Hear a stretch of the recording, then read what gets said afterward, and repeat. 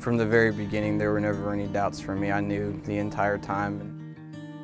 Even before I met her, and even more so when I did meet her when we were dating, just from the very beginning, she made me want to be a better man. She made me want to be a stronger man and a man for the Lord.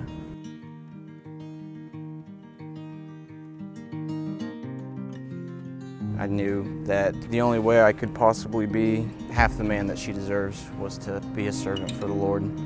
And so that's been my prayer from the very beginning, is that I could just live up to being the man that she deserves.